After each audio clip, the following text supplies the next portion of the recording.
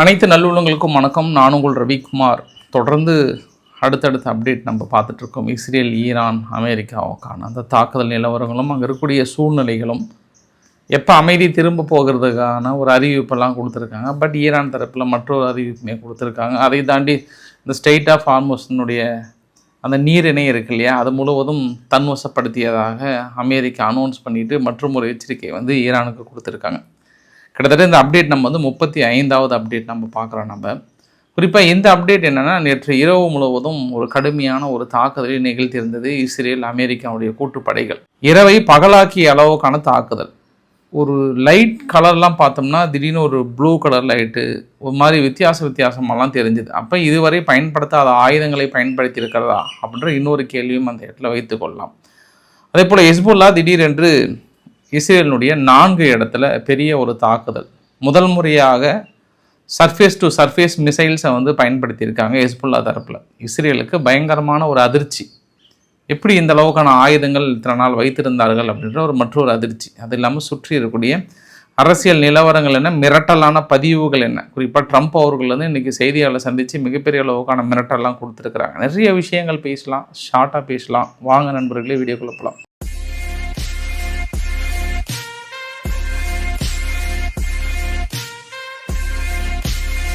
முதல் பதிவு. இந்த பதிவு பெரிய அளவுக்கு சர்க்குலேட் ஆகிட்டுருக்கு. ஒரு 43 நிமிடம் ஓடக்கூடிய இந்த பதிவு இஸ்ரேல் கிளைம் பண்ணியதாக இந்த விமானங்கள்லாம் நிறுத்தி வச்சுருக்கும் போது அடிச்சிட்டாங்க அப்படின்ற மாதிரிலாம் போட்டிருந்தாங்க. இது ஆர்டி சேனல், ரஷ்யானுடைய சேனலில் 23/6/2025 இந்த வீடியோ பதிவு போட்டிருந்தாங்க. ஸோ தொடர்ந்து இந்த மாதிரி பதிவுகள், அதாவது ஃபேக்கான வீடியோஸ் சர்க்குலேட் ஆகிட்டு இருக்கு. ஒன்று.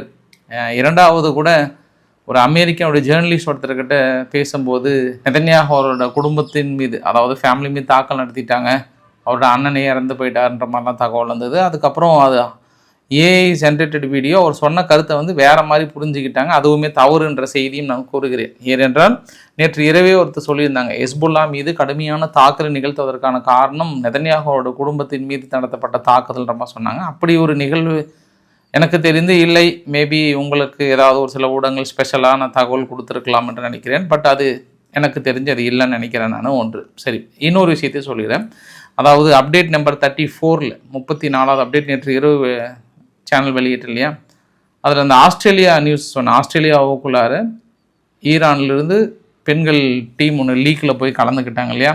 அப்படி திருப்பி கிளம்பும்போது திடீர்னு ட்ரம்ப் அவர்கள் அல்பனீஸ் அவர்கள்கிட்ட இது மாதிரி அவங்கள திருப்பி அனுப்புனீங்க அப்படின்னா பெரிய டேஞ்சர் ஆகிடும், அவங்க உயிருக்கே ஆபத்தாகிடும்ன்ற மாதிரிலாம் சொன்ன உடனே அதுக்கப்புறம் அந்த பெண்கள் டீம்கிட்ட போய் பேசினதுக்கப்புறம் ஒரு 5 பேர் மட்டும் நாங்கள் இங்கேயே தஞ்சமாயிடுறோம், நாங்கள் திருப்பி நாட்டுக்கு போகலை அப்படின்னு அனௌன்ஸ் பண்ணியிருக்காங்களாம். ஏன்னா நாங்கள் போனால் எங்களை விட மாட்டாங்க அப்படின்ற மாதிரியும், அது இல்லாமல் மீதி போனவங்க எல்லாமே நான் எங்கே நின்றாலும் எங்கள் ஃபேமிலிஸ் அங்கே பாதிக்கப்படும், அதனால் வால்வாசாவோ ஃபேமிலியோடு போயிடுன்ற மாதிரி சொன்னதாக அங்கே இருக்கக்கூடிய செய்தி குறிப்புகள் வந்த வண்ணம் இருக்கிறது. இதுலேயும் இன்னொரு குறிப்பு சொல்லிடுறேன். ஏன் அந்த ஆஸ்திரேலியன் ஃபுட்பாலில் ஈரானுடைய பெண்கள் கலந்துக்கும் போது என்னென்னா, அவங்க அந்த நேஷ்னல் ஆந்தம் பாடும்போது அவங்க வாயை திறக்காமல் அமைதியாக இருந்தது பெரிய எதிர்வினையாற்றி இருக்கிறது இந்த போர்க்கால சூழ்நிலையில்.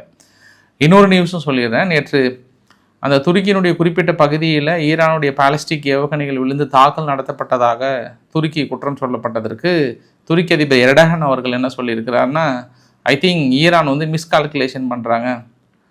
மிஸ்கால்குலேஷன் அப்படின்னா அந்த நட்பை சீர்குலைச்சிக்கிறாங்க, ரொம்ப வலிமிகுந்த வேதனையாக இருக்கும் அடிக்க ஆரம்பித்தா, ஐ திங்க் அவன் உணர்வாங்கன்னு நினைக்கிறேன்றாரு. பட் அவர் பேசும்போது பார்த்தா அதை ஈரான் தான் ஏவுனாங்கன்ற அடிப்படையிலே பேசியிருந்தார் என்றதும் ஒரு கூடுதல் தகவல். அதே போல் 120 வரைக்கும் போன அந்த குரூடாயிலோட விலை நேற்று இரவு 88, 89, சம்டைம் 85 கூட வந்ததாக அமெரிக்காவுடைய மார்க்கெட்டில் பெரிய அளவுக்கு டவுன் ஆனதும் பார்க்க முடியுது. இதுக்கப்புறம் குரூடாயிலோட விலை கட்டுக்குள் வருவதற்கு நிறைய வாய்ப்புகள் இருக்குது. ஒரே ஒரு நாள் அந்த ஹைப் பயங்கரமாக காட்டுச்சு, பேசு பொருளாக இருந்தது. பட் அதுக்கு மிக முக்கிய காரணமே ஒன்று, ஐரோப்பாவில் இருக்கக்கூடிய தனது கையிருப்புகளை ரிலீஸ் பண்ணுறேன்னு சொன்னாங்க. ஐரோப்பாவில் G7 நாடுகள், ஐரோப்பா கிட்ட கையிருப்பு இல்லை அவ்வளோ.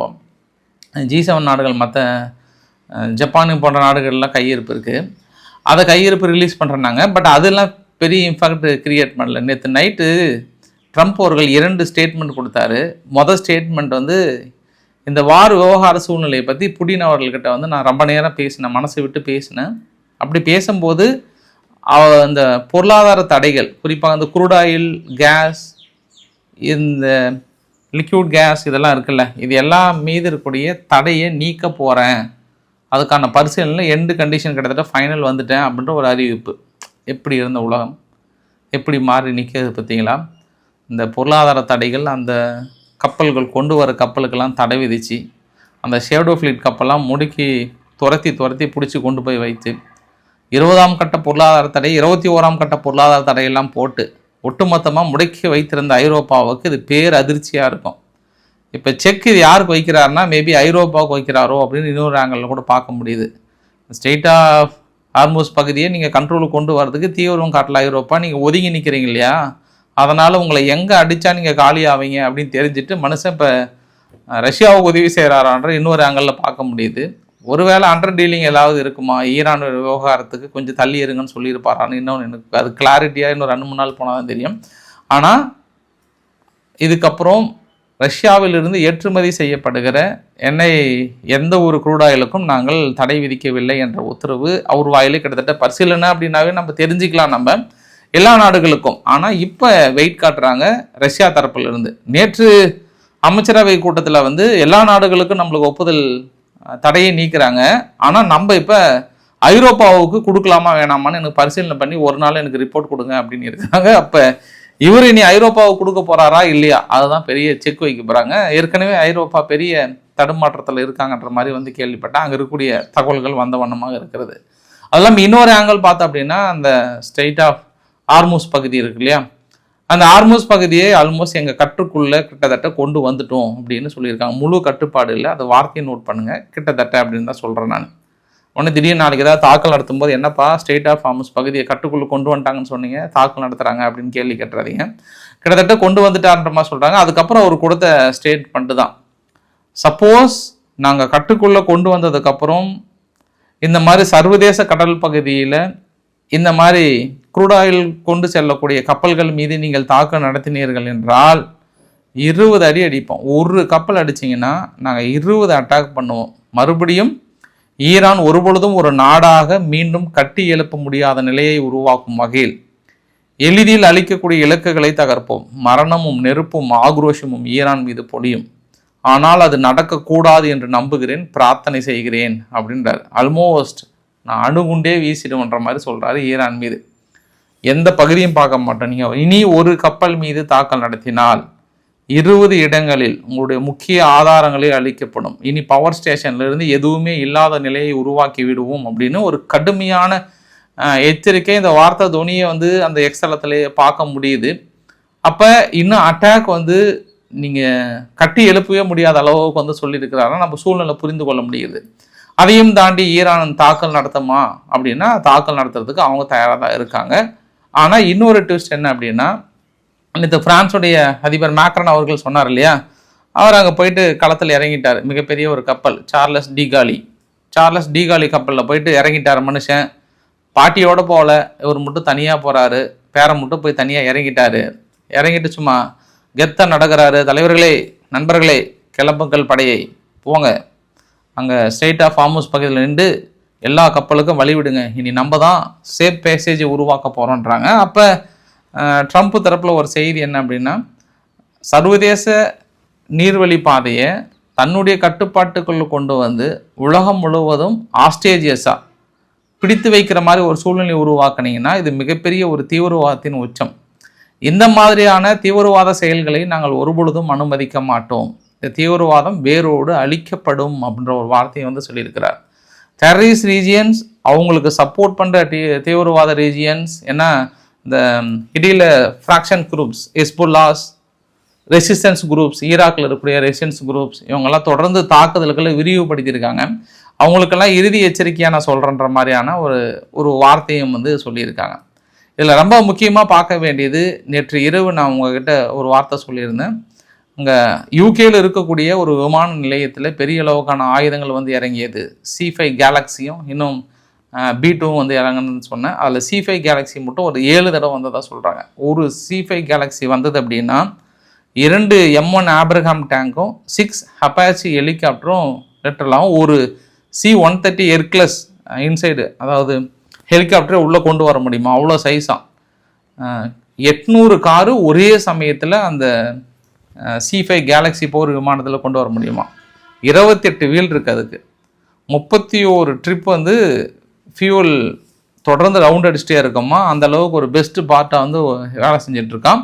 அது நேற்று 4 தடவை வந்திருக்கு. அப்படின்னா எவ்வளோ ஆயுதங்கள் வந்து இறங்கியிருக்கும் இந்த இடத்துல. அமெரிக்காவுக்கு ஆயுத பற்றாக்குறை அப்படின்னா தாக்கல் நடத்துவதற்கான ஆயுத பற்றாக்குறை இல்லையா, அந்த பதில் தாக்கல் நடத்துறது பற்றியா? அதாவது வான் தடுப்பு சாதனங்களுக்கு தேவையான ஆயுத பற்றாக்குறை இருக்கும், ஆனால் இந்த ஆயுதங்கள் பற்றாக்குறை இல்லைன்னு தான் சொல்கிறாங்க. ஏன்னா நேற்று இரவு நடந்த தாக்கலுக்கான வீடியோ பதிவுகளை பாருங்கள். கராஜ் என்ற பகுதியில் முழுமையாக இரவே பகலாக்கப்பட்டிருக்கிறது. அதுவும் ஒரு சில தாக்குதல்லாம் வந்து இதுவரை அப்படி ஒரு லைட் எமிஷன் பார்க்கல.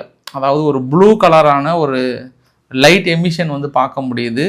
ஒருவேளை சிறிய வகையான ஏதாவது யுரேனியம் கலந்த தாக்குதல்களை நிகழ்த்தி இருப்பாங்களான்னு தெரியல. எனக்கு அடுத்த பதிவில் தான் டீட்டெயிலாக தெரிஞ்சிடும். இன்னும் அங்கே இருக்கக்கூடிய பாதிப்புகள் முழுமையாக நம்மளுக்கு என்ன இப்போ விடிய நடத்தின தாக்குதல் நானும் 8 மணிக்கு வந்து எடுக்கிறேன். அதனால் இப்போதைக்கு வரைக்கும் கிடைச்ச தகவல் பார்த்தோம் அப்படின்னா நிச்சயம் கடுமையான சேதாரங்கள் மற்றும் ஒரு 6 பகுதிகளை குறிவைத்து தாக்கல் நடத்துகிறாங்க. நேற்றே வந்து அபாடானா அப்படின்னு சொல்லிட்டு இலியாம் ப்ராவினன்ஸில் நடத்தப்பட்ட ஒரு தாக்குதல், மிலிட்டரி டார்கெட், அவங்களுடைய IRGC இருந்தக்கூடிய இடத்துல பார்க்குறாங்க. அப்புறம் வந்து ஷரார் அப்படின்னு சொல்கிறாங்க, அதாவது ஷெபனன் ஷரார் அப்படின்ற ஒரு பகுதியில் IRGCயோட ஹெட் குவார்ட்டர்ஸ் இந்த பகுதியில் வந்து தாக்கல் நடத்தியிருக்காங்கன்றாங்க. ஏற்கனவே ஈரானில் இருக்கக்கூடிய பஷீரர் அப்படின்ற ஒரு நேவல் பேஸை வந்து திரும்பியும் பயன்படுத்த முடியாத ஒரு சூழ்நிலையை உருவாக்கி இருக்கிறாங்க. ஒன்று. இன்னொன்று பார்த்தோம்னா அடுத்தடுத்து விமான நிலையங்களும் தொடர்ந்து தாக்குதல் உள்ளாக்கப்படுகிறது. அதுக்கான ஆதாரங்கள் மீன்ஸ் இது வந்து சேட்டலைட் இமேஜஸ் தான். உங்களுக்கு இதில் மறுக்கிறதுக்கெல்லாம் ஒன்றுமே கிடையாது. அங்கே பாதிப்புகள் ஏற்பட்டதுக்கெல்லாம் வந்து ஏன்னா அந்த அளவுக்கான சேட்டலைட் இமேஜஸ் கிடைத்திருக்கிறது. ஈரான் முழுவதும் ரெட் கிரசன்ட் வந்து படுதீவிரமாக 24 மணி நேரம் வேலை செய்து கொண்டிருக்கிறதுன்றாங்க. அந்த அளவுக்கு கட்டிட கழிவுகள் எல்லாமே தொடர்ந்து வந்துட்டே இருக்குது. ஓய்வின்றி உழைத்து கொண்டிருக்கிறோம் அப்படின்ற மாதிரி வந்து ரெட் கிரசன்ட் தரப்பில் வந்து சொல்லியிருக்காங்க. இப்போ ட்ரம்ப் அவர்களோட இறுதி ஸ்டேட்மெண்ட்டு இந்த தாக்குதலும் பார்க்கும்போது ஆல்மோஸ்ட் நாங்கள் வந்து 5000 டார்கெட் வந்து எய்ம் பண்ணியிருக்கோம். எல்லாமே வந்து ரொம்ப ஒரு இம்பார்ட்டன்ட் டார்கெட்டு. இனி ஈரான் நடந்து கொள்வதை பொறுத்து இனி மற்ற டார்கெட் அமையும். இனி மற்ற டார்கெட்டை வந்து அவங்க அடிப்படை தேவைகளை முழுமையாக அளிக்கப்படும்ன்றாங்க. அதாவது ஈரானே இதுக்கப்புறம் இல்லாத ஒரு சூழ்நிலையை உருவாக்கிடுவோம், அதை நாங்கள் இறுதியாக சொல்கிறோன்னாங்க. அப்போ தான் வழக்கமாக நீங்கள் கப்பல்களை பிடிப்பீங்களே, அது மிகப்பெரிய மனித உழைப்பு, அதை ஏன் நீங்கள் மூழ்கடிச்சிட்டிங்க, பேசாமல் அது உங்கள் கண்ட்ரோலுக்கு எடுத்து வேறு மாதிரி கூட யூஸ் பண்ணியிருக்கலாமே அப்படின்னு கேட்கப்பட்டதுக்கு எங்களுக்கு கப்பல்லாம் அடிக்கணும்னு எய்ம் இல்லை, கிட்டத்தட்ட 46 ஈரானுடைய நேவல் ஷிப்பை நாங்கள் அடிச்சிருக்கோம், அவங்க தான் வீடியோவாக வெளியிட்டு மூழ்கடிச்சிருவோன்னு சொல்லிட்டு ஃபன் பண்ணிட்டு இருந்தாங்க. சரி, அந்த ஃபன்னுக்கு கொடுத்தா நான் பதிலாக பார்க்குறேன்ட்டாங்க. ஸோ இந்த பதிலை நம்ம எப்படி பார்க்கலாம்னா 2 ஆங்கிளில் பார்க்கலாம். இப்போ நிக்கோலஸ் மதுரா அவர்களை வந்து ஆக்சுவலாக இவங்க தாக்கல் நடத்துறதுக்கு பிளானில் தான் இருந்தாங்க. பட் அவர் தொடர்ந்து இந்த ட்ரம்ப்போட டான்ஸ் இருக்குல்ல, இப்படி போட்டு டெய்லி அந்த ஒரு வாரமாக போட்டே இருந்ததுனால தான் அவர் நாங்கள் தூக்க வேண்டிய ஒரு சூழ்நிலை வரும், இல்லைனா எங்களுக்கு அந்த எய்மே இல்லை அப்படின்னு சொன்னார்ல. அந்த பதிலையும் இப்போ இந்த தாக்கல் நடத்தப்பட்ட பதிலையும் நான் ஒரே ஆங்கிளில் இப்படி நேர்கோட்டில் பார்க்குறேன். ஏன்னா ஈரான் வந்து சும்மா ஒரு வாரமாக இதே வீடியோ தான், அமெரிக்கா வந்து தாக்கல் நடத்த போகிறோம், பேச்சுவார்த்தைக்கு வாங்கன்னு சொல்லும்போது ஈரான் வந்து அவங்களுடைய ஸ்டேட் மீடியா அமெரிக்காவுடைய போர்க்கப்பலை அடித்து மூழ்கடிக்கிற மாதிரியும், ஐதுல்லா அலி காமேனி அவர்கள் வந்து உங்களுடைய போர்க்கப்பல் கடலுக்கு அடியில் இருக்கும், நீங்கள் போய் எடுத்துக்கோங்க அப்படின்னு சொன்ன ஸ்டேட்மெண்ட்டாக இருக்கட்டும், இல்லை ஆராய்ச்சி அவர்களும் வந்து இனி போர்க்கப்பல்களே இந்த ஏரியாவில் இல்லாத மாதிரி பண்ணிடுவோன்னு சொன்ன அந்த ஸ்டேட்மெண்ட் எல்லாம் அவர் ரிமைண்ட் பண்ணி சொல்கிறாரு. நான் மூழ்கடிக்கிறேன்னு சொன்னல, அவங்க சொன்னாங்க அவங்களுக்கு ஒரு சாம்பிள் காட்டணும் அப்படின்ற மாதிரி சொல்ல வராரு. அந்த தாக்குதலை வந்து சொல்லியிருக்கிறார். இன்னொன்று என்னென்னா, அந்த பள்ளிக்கூடத்தின் மீது நடத்தப்பட்ட தாக்குதலை தெளிவாக சொல்கிறாங்க. உங்களுடைய டொமோஸ்க் மிசைல்ஸ் தான் அந்த பள்ளிக்கூடத்தின் மீது தாக்கல் நடத்தப்பட்டிருக்கு ஈரானில் அப்படின்னு சொல்லப்பட்டதுக்கு, ஏன் அதே மாதிரி மிசைல்ஸ் வந்து ஈரான் உருவாக்கி இருக்கக்கூடாது?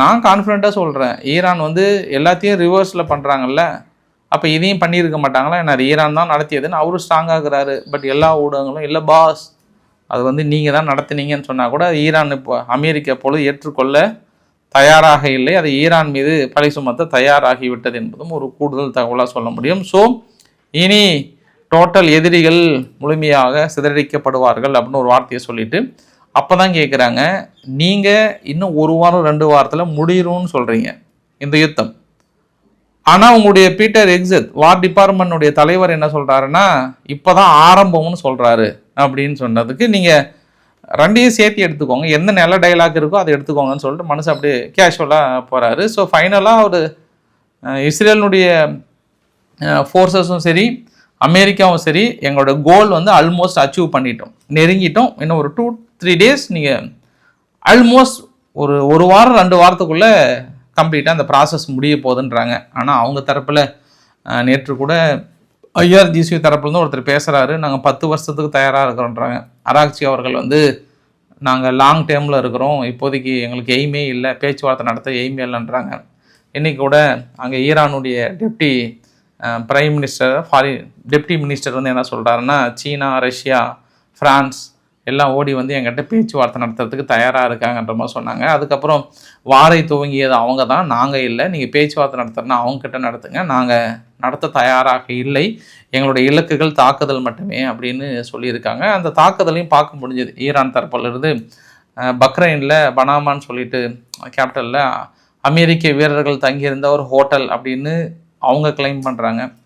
பட் பக்ரைனில் இருக்கிற செய்தி குறிப்பு என்ன சொல்ல வருதுன்னா அமெரிக்க வீரர்கள்லாம் எங்கே தங்குறாங்க, அவங்களாம் வீட்டுக்கு போயிட்டாங்க, மீதி இருக்கிறவங்களாம் பங்கர்ஸில் இருக்கிறாங்க, நீங்கள் குடியிருப்பு மீது நீங்கள் தாக்கல் நடத்திருக்கீங்கன்ற ஒரு குற்றச்சாட்டு, ஒரு ஹோட்டல் மீது நீங்கள் தாக்கல் நடத்திருக்கின்ற ஒரு குற்றச்சாட்டு, 2 பேர் பக்கம் இறந்து போனதாக சொல்கிறாங்க. அது இல்லாமல் யுஏஇ வந்து இவங்களுக்கு கடுமையான கண்டனம் தெரிவிச்சிருக்கிறாங்க அந்த ஈராக் ரெசிஸ்டன்ஸ் மீது. ஏன்னா நேற்று ஈராக் ரெசிஸ்டன்ஸ் ஈராக்கில் இருக்கக்கூடிய அமெரிக்காவோட நிலைகள் ஹெர்பில்னு சொல்லிட்டு அங்கே ஒரு விமான நிலையம் இருக்கு இல்லையா, அந்த நிலைகள் மீது தாக்கல் நடத்தி அதை உரிமை கொண்டாடுறாங்க. உரிமைனா நாங்கள் தான் நடத்தணும் அப்படின்ற மாதிரியான ஒரு ஸ்டேட்மெண்ட்டை சொன்னதுக்கப்புறம் யுஏஇ தனது கடும் கண்டனத்தை தெரிவித்திருக்கிறார்கள். யாரை பார்த்து என்ன நினச்சிட்டிங்க, ஈரானுடன் இணைந்து நீங்களும் செய்து இதை நாங்கள் ஒருபொழுதும் ஏற்றுக்கொள்ள மாட்டோம், இனி இறுதியான விளைவுகள்னால் ஒருவேளை யுஏஇ நாங்கள் ஈரானை தான் அடிக்க மாட்டோம் உங்களை அடிப்போம்னு சொல்லிட்டு பேசுகிறாங்களா என்னன்னு தெரியல. ஆனால் இதுவரை குவைத், யுஏஇ, இந்த எல்லா நாடுகளும் வந்து சவுதி யாருமே ஈரான் மீது இது வரைக்கும் தாக்குதல் நடத்தவே இல்லை. எல்லாமே தடுப்பு ஆயுதங்கள் மட்டும் தான் வந்து பயன்படுத்தியிருக்காங்க. பட் நேற்று ஒரு வீடியோ சர்க்குலேட் ஆச்சு, HAMERS வந்து ஒரு சில மணல் பகுதியில் பார்த்ததாக அந்த வீடியோ சர்க்குலேட் ஆச்சு, அதாவது தாக்கல் நிகழ்த்தி இருந்தாங்கன்ற மாதிரி. பட் அதுவும் அதனுடைய உண்மைத்தன்மை எனக்கு முழுமையாக தெரியாதனால அதை நான் ஹோல்டு பண்ணி வைக்கிறேன். உண்மையாக இருக்கும் பட்சத்தில் நான் அடுத்த பதிவில் உங்களுக்கு வெளியிடுகிறேன் என்பதும் ஒரு கூடுதல் தகவலாக சொல்ல முடியும். சரி, இதில் புதுசாக ஒரு ரெசிஸ்டன்ஸ் ஓடி வந்திருக்கிறாங்க. நான் யாருப்பா இவங்க திடீர்னு லைனுக்கு வந்திருக்கிறாங்கன்னு நினச்சேன். நான் இந்த வீடியோ பதிவு பாருங்கள். இவங்க யாருன்னா என்ன, சராயா ஹவ்லியா ஹல்டாம்னு சொல்லியிருக்காங்க. இது யாரோ புதுசாக இருக்காங்க, இத்தனை நாள் இந்த ரெசிஸ்டன்ஸ் நான் கேள்விப்படவே இல்லை. பட் இவங்களும் எங்ககிட்ட அதிநவீன ஆயுதங்கள்லாம் இருக்குது, நாங்கள் தாக்கல் நடத்துகிறோன்னு சொல்லிட்டு ஈராக்கிலிருந்து தாக்கல் நடத்தியிருக்காங்க. அங்கே அமெரிக்கா கூட கிடையாது, யூஎஸ்னுடைய விக்டரி பேஸ் இருக்குது பாக்தாத் ஏர்போர்ட்டில், அங்கே தாக்கல் நிகழ்த்தி நாங்கள் தான்னு கிளைம் பண்ணியிருக்கிறாங்க. ஸோ இதெல்லாம் நான் என்ன சொல்ல வரேன்னா, இந்த மாதிரி பாலிஸ்டிக் ஏவுகணைகள் சர்வசாதாரணமாக இந்த ரெசிஸ்டன்ஸ் கையெல்லாம் கிடைக்குது, சாதாரணமாக கிடைக்குது. சப்போஸ் இவங்க கையில் அணு ஆயுதங்கள்லாம் கிடைச்சிருந்தா என்ன ஆகும் அப்படின்ற இந்த இடத்துல இன்னொரு கேள்வியும் நம்ம போட்டுக்கலாம். நம்ம ஒரு ஜனநாயக நாட்டில் இருக்கக்கூடிய ஒரு நாடுகளோ இல்லை ஒரு நாட்டோட கட்டுப்பாட்டில் இருக்கக்கூடிய நபர்களுக்கோ அணு ஆயுதம் இருந்தால் பிரச்சனை இல்லை. இந்த மாதிரி ரெசிஸ்டன்ஸ் கையெல்லாம் சர்வசாதாரணமாக ஏர் டு ஏர் மிசைல்ஸ் எல்லாம் கிடைக்குது. கிட்டத்தட்ட ஈராக்குள்ளார வந்து ஒரு 8 அந்த மாதிரி ரெசிஸ்டன்ஸ் குரூப்ஸ், இவங்க எல்லாமே வந்து அங்கே பெரிய அச்சுறுத்தல் கொடுக்கக்கூடிய குரூப்ஸ் இவங்க சாதாரணமாக வைத்திருக்காங்க. பெரிய ஒரு ஆச்சரியமான ஒரு விஷயம் என்னென்னா, ஈரான் அவங்களுக்கு கொடுத்துருப்பாங்களா இல்லை அவங்களே அந்த அளவுக்கு ப்ரொடக்ஷன் யூனிட் வைத்திருக்காங்களான்றது பெரிய ஒரு ஷாக்கிங் சர்ப்ரைஸாக இருக்குது. ஒரு காலத்தில் இவங்களை வளர்த்துனது வேறவங்களாக இருக்கலாம், அமெரிக்காவாக இருக்கலாம். பட் இன்றைக்கி அவங்களுக்கே எகென்ஸ்டாக நிற்கிறாங்கன்ற ஒரு கூடுதல் தகவலாக சொல்ல முடியும். ஏன்னா ஈராக்குள்ள சதாம் ஹுசேன் இருக்கும்போது போர் புரிந்தும் போது இவங்களுக்கெல்லாம் உதவி செஞ்சது அமெரிக்கா என்பதும் ஒரு கூடுதல் தகவல். சரி, அதை விட இஸ்ரேலுக்கு பெரிய ஒரு ஷாக்கிங் சர்ப்ரைஸ் என்ன அப்படின்னா, ஹெஸ்போல்லா வந்து திடீர்னு ஏர் டு ஏர் மிசைல்ஸ், அதாவது ஃபட்டா 110 மிசைல்ஸை வந்து பயன்படுத்தியிருந்தாங்க இஸ்ரேலுடைய நிலைகள் மீது. நேற்று மதியம் இருந்து கிட்டத்தட்ட ஒரு 6 இலக்குகளை அடிச்சிட்டாங்க. 6 இலக்குகள் அப்படின்னா இஸ்ரேலினுடைய பெய்ட் ஷெமிஷ்ன்னு சொல்லிட்டு ஒரு ரேடார் ஸ்டேஷன் ஒன்று இருக்குது, அந்த ரேடார் ஸ்டேஷன் மீது தாக்குதல். மறுபடியும் அதை பயன்படுத்தலாம் முடியாது, கம்ப்ளீட்டாக இது பண்ணிட்டாங்க. அந்த ரேடார் ஸ்டேஷன் மட்டும் இல்லை, அது டெல்லவியூவில் இன்னொரு பகுதியை வந்து தாக்கல் நடத்திட்டாங்க. பட் அங்கே இருக்கக்கூடிய செய்தியாளர்கள் என்ன சொல்கிறாங்கன்னா, இந்த தடவை எங்களுக்கு சைரன் சவுண்டே வரலன்றாங்க. திடீர்னு பார்த்தா ஒரு தாக்குதல், பத்திரிகையாளர்கள் இருக்காங்க, மக்கள் இருக்காங்க, ஆனால் திடீர்னு தாக்கல் நிகழ்த்தப்பட்டிருக்கிறதுன்றாங்க. நேற்று 2 பேர் 3 பேர் பக்கம் இறந்து போனதா சொல்றாங்க ஹெஸ்புல்லா நடத்திய தாக்குதல். அதுக்கப்புறம் இன்னைக்கு காலையிலையும் பார்த்தோம் மிசைல்ஸ், ஏர் டு ஏர் மிசைல்ஸை வந்து தாக்கல் நடத்தியிருக்காங்க. அப்போ இத்தனை நாள் வெறும் ட்ரோன் தாக்குதல் மட்டுமே நிகழ்த்தி இருந்த ஹெஸ்புல்லா திடீர் என்று தங்கிட்ட இருக்கக்கூடிய ஃபட்டா 110 மிசைல்ஸை வந்து கையில் தூக்கியிருக்காங்க. அப்போ இவ்வளோ பெரிய மிசைல்ஸ் வந்து இத்தனை நாள் எப்படி ஈரானில் பாருங்கள், இஸ்ரேல் வி ஆர் வாட்சிங் யூ அப்படின்ற மாதிரிலாம் பயங்கரமாக உங்களை நான் பார்த்துட்ருக்கேன். அது இந்த வீடியோ பதிவு பாருங்கள்.